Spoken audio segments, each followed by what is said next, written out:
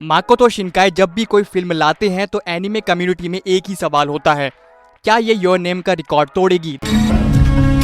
Shit! 2022 में जब सुजुमे आई, visuals breath taking थे, रेड विम्स का म्यूजिक नेक्स्ट लेवल था और बॉक्स ऑफिस पर मूवी ने कमाई भी खूब सारी की थी। लेकिन फिल्म देखने के बाद अक्सर एनिमे फैंस के दिल में एक खालीपन था। वो इमोशनल पंच, वो डीप कैरेक्टर कनेक्शन जो हमें योर नेम के ताकि मित्सुहा या वेदरिंग विथ यू के होदाका हिना में फील किया था, वो सुजुमे में कहीं मिसिंग था। तो आखिर ऐसा क्यों हुआ? क्या सुजुमे वाकई एक फ्लॉड मूवी थी या फिर ऑडियंस ने इसके कोर मैसेज को ही समझने में गलती कर दी? आज इस वीडियो में इसी बात को समझेंगे। पहले बात करते हैं उन फ्लॉज की वजह से जो ये मूवी बाकी दोनों से पीछे रह गई।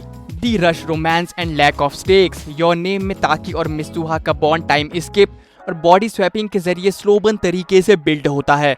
उनके सेपरेशन का दर्द हम फील कर पाते हैं। वेदरिंग विथ यू में होदाका पूरी दुनिया के खिलाफ चला जाता है हिना को बचाने के लिए, लेकिन सुजुमे सोता से मिलती है। सोता 10 मिनट में एक 3 लेग्ड चेयर बन जाता है और अगले ही दिन सुजुमे अपना घर बार छोड़कर एक कुर्सी के पीछे पूरे जापान में भागने लगती है। रोमांस इतना रश्ड लगता है कि जब बाद में सुजुमे कहती है कि I can't imagine a world without सोता, तो ऑडियंस उस इमोशन से कनेक्ट नहीं कर पाती।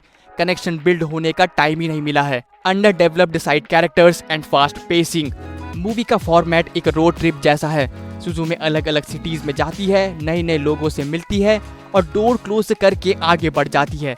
इस चक्कर में जो साइड कैरेक्टर्स मिलते हैं, जैसे कि वो सिंगल मदर या मिका, फार्म वाली लड़की, वो बहुत चार्मिंग है, पर उनका स्क्रीन टाइम इतना कम है कि वो सिर्फ प्लॉट पॉइंट्स बनकर रह जाते हैं। लेकिन अब आते हैं कॉइन के दूसरे साइड पर। क्या सुजुमे वाकई एक वीक फिल्म है? बिल्कुल नहीं। यहाँ पर आती है ऑडियंस की सबसे बड़ी मिसअंडरस्टैंडिंग। अक्सर लोग सुजुमे को एक रोमांटिक फैंटेसी समझकर देखने चले गए, किसी योर नेम 2.0 की उम्मीद में। पर सच तो ये है कि सुजुमे आपस के रोमांस के बारे में थी ही नहीं। The real theme trauma, grief and the 2011 earthquake. ये मूवी जापान के 2011 सुनामी और अर्थक्वेक का एक सिनेमैटिक एलिगरी है। द डोर्स एंड वॉर्म्स, ये उन जगहों को दिखाते हैं जहाँ कभी लोग रहते थे, मुस्कुराते थे, पर डिजास्टर की वजह से वो जगह अब खंडर बन चुकी है। दाइजिन, लोग दाइजिन को विलन समझने की गलती करते हैं, पर दाइजिन कोई विलन नहीं था। वो एक अकेला बच्चा था जो अपनों का प्यार चाहता था और सुजुमे को उसकी डेस्टिनेशन तक गाइड कर रहा था। सुजुमे's ट्रू आर्क। मूवी का क्लाइमैक्स सोता को बचाने के बारे में नहीं था।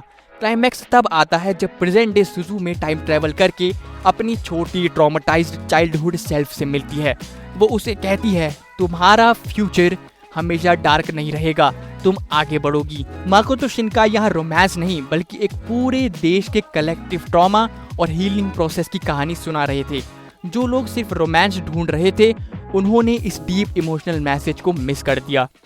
अगर हम तीनों मूवीज को साइड बाय साइड रखें तो योर नेम एक सिनेमैटिक मिरेकल थी। पेसिंग, प्लॉट ट्विस्ट, म्यूजिक और रोमांस का absolute perfect balance. Weathering with you dark और रेबेलियस थी, जहां प्रोटैगनिस्ट सेल्फिश होकर पूरी दुनिया पर अपनी मोहब्बत को चुनता है। सुजुमे एम्बिशन के मामले में तीनों में सबसे बड़ी थी। इसका स्कोप बड़ा था, विजुअल शिनकाई के करियर के सबसे बेस्ट थे और थीम्स काफी मैच्योर थे। लेकिन सुजुमे का सबसे बड़ा डिसएडवांटेज ये था कि ये योर नेम के बाद आई। जब आपकी पिछली मूवीज बेंचमार्क सेट कर दे तो एक सॉलिड 8 आउट ऑफ 10 मूवी भी ऑडियंस को अंडरवेलमिंग लगने लगती है। To summarize, Suzume perfectly flawless movie नहीं है। इसका rushed romance, weak romantic stakes और एपिसोडिक स्ट्रक्चर इसके सबसे बड़े माइनस पॉइंट्स हैं। लेकिन इसका मतलब ये बिल्कुल नहीं कि ये एक बैड मूवी है। अगर आप इसे एक रोमांटिक थ्रिलर की जगह एक ग्रीफ, रिकवरी और सेल्फ लव की जर्नी के रूप में देखोगे तो ये सुजुमे आपको एक अलग ही लेवल पर टच करेगी।